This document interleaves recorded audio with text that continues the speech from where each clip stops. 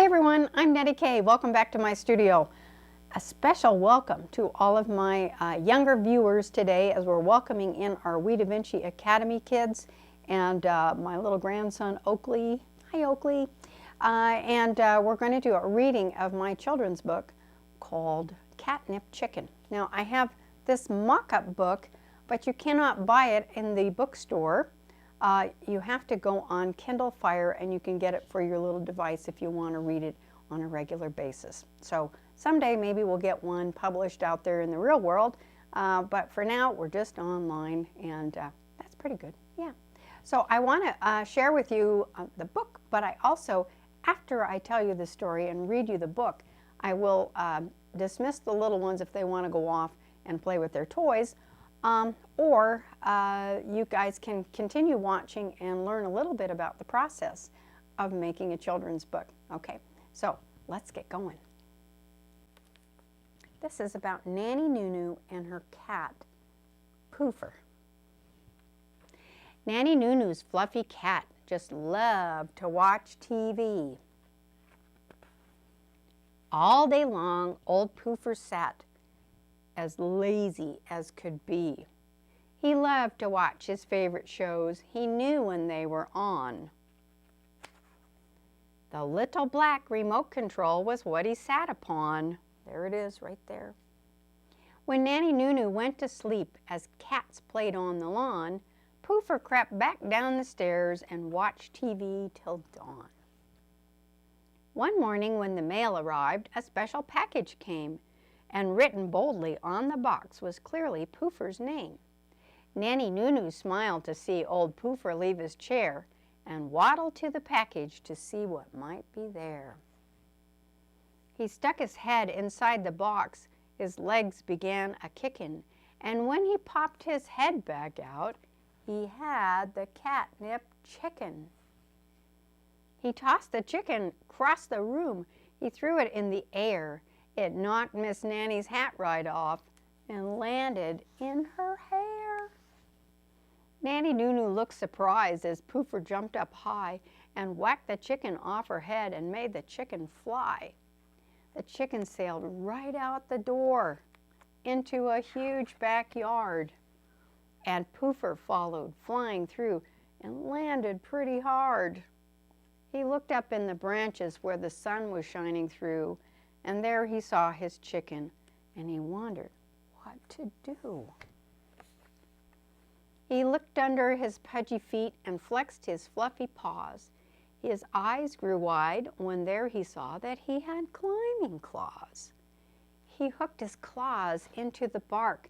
He pulled with all his might. He crawled way out upon a limb.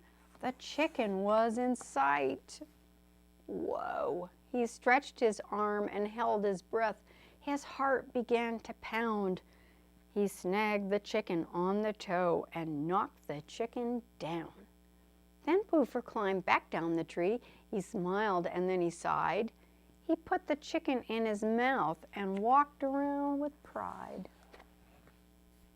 And then for hours he climbed and played in the branches of that tree, and Nanny Nunu smiled as she turned off the TV.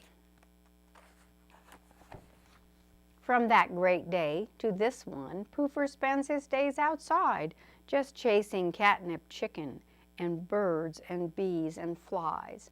Miss Nanny brings him in at night to watch the evening news, but Poofer's just too tuckered out and needs to take a snooze.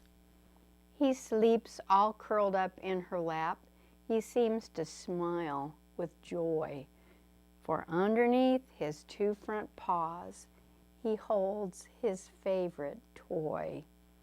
The end. I hope you little ones enjoyed that. I loved writing it for you. And I hope sometime soon you'll be able to just get out and play. And for now, just do some fun things at home if you can't get outside, and make sure that you turn the TV off every once in a while. Get out your coloring books, get out your pens, your papers, your paints, whatever you have, a piece of paper, an old shopping bag, something to draw a picture on, and see if you can draw maybe one of these crazy illustrations. So if the little ones want to go play right now, that's fine, but I'm going to now tell you how I put this book together. It took me a long time to write this book. I know it seems quite simple. Once you get the verse down, then you have to figure out what the animals and the people look like. And you have to figure out what they look like in different positions. So for Miss Nanny, I have her in this face forward position. Let me get this one. This one is a face forward position. And so you see her face facing at you. And then this one is sideways. And the sideways one, to make it look like the same person, is very difficult. So what I ended up doing was I created a sculpture. And here is the sculpture. Here's a picture of the sculpture that I created so that I could turn that sculpture around and see it from all different angles. Now they do this at Disney when they make animated movies and cartoons. In order to see how things move around, they make little sculptures of the characters that they can move around a little bit, and they can see what they're supposed to look like from the front, from the side, and from the back. Okay, so that's what I ended up doing. It was a really smart thing to figure out. Mind you, this book took me about 11 years for me to get all the kinks out. Can you believe it? I know the next one won't be quite so long to put together because now I have the technique down. I started out painting in oil on canvas. It was too bumpy and not bright enough. And so then I moved to watercolor paper, and then I moved to acrylic. I went from acrylic on watercolor paper, but that's too bumpy too. And then I found these really cool panels. These are actually ampersand panels that you can buy, and they're pretty expensive, all right? So what I did this week was I went and I bought a large piece of masonite, and masonite is just that brown MDF board that looks kind of like this on the back, and then it's shinier on the front. It has a smooth side and a rough side.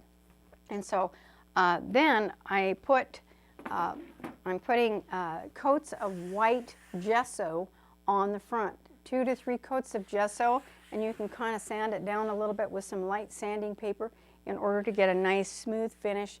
And then you can transfer your drawing onto here and paint it in just perfectly, and then take photos of it and manipulate it on your computer as well. So I take pictures of each one of the paintings, I put it through my computer, and I brighten up the backgrounds, and I do different things to it, and then I put the words onto it with a computer. Okay, I don't write the words onto the pages, that sort of thing. That's the way we used to have to do it. I remember burnishing little letters that we got in packages and trying to make the words, or the letters and words, pop out. That was a bit of a challenge. Yeah, it was. Okay, so how did I start? Well, I started out by doing lots and lots of sketching.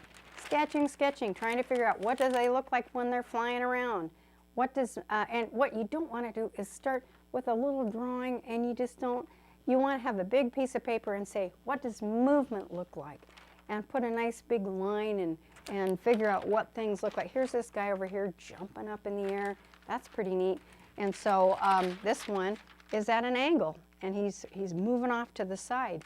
And so as I'm working on each drawing, this one is a really transparent or translucent paper. I think it's called vellum or tracing paper. And then I put it on a light box, or you can use the window at daytime so that you can shine the light from the window comes through. You can put another piece of paper over the top and make any corrections. At that point, I will put a drawing on the back. I'll trace it with some pencil, and then I'll put it onto my board like this, and I will press down with a I think I might even be able to do this.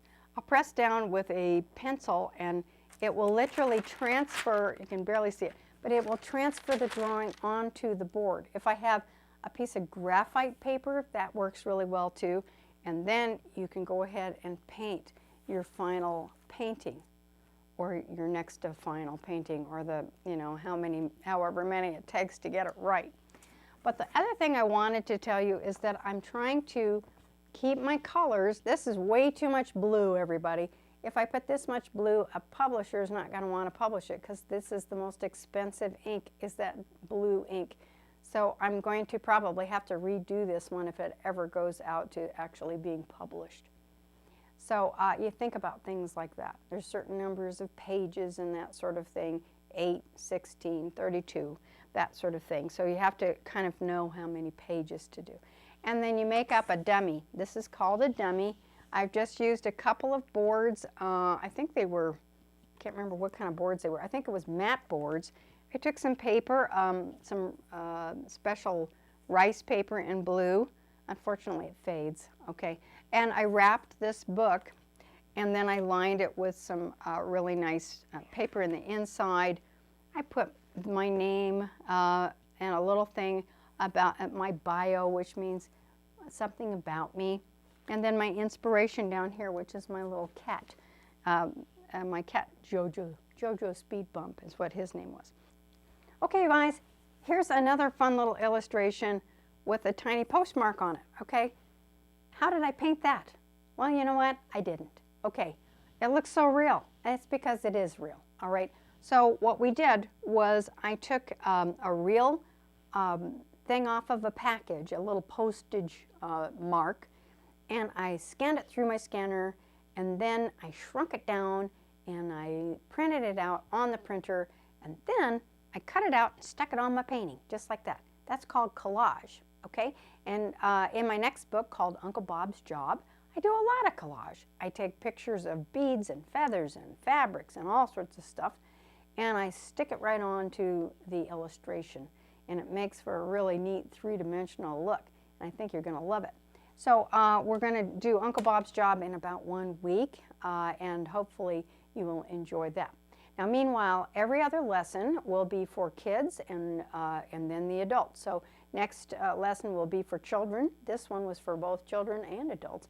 But the next one will be for children, and then the following one will be for adults, and then so forth and so on. But you know what? You adults and you kids can watch both lessons. It's not going to hurt you, and you might actually learn something. All right, so get going, you guys. Get your paper out, your canvas, your crayons, your pencils, your pens, your watercolors, your brushes, whatever you've got, your Play-Doh. Play-Doh is good. And make something. Yeah, don't just sit there. Make something. And I will see you guys again next time with another wonderful art lesson. All right. Love you guys. See you later. Bye-bye for now.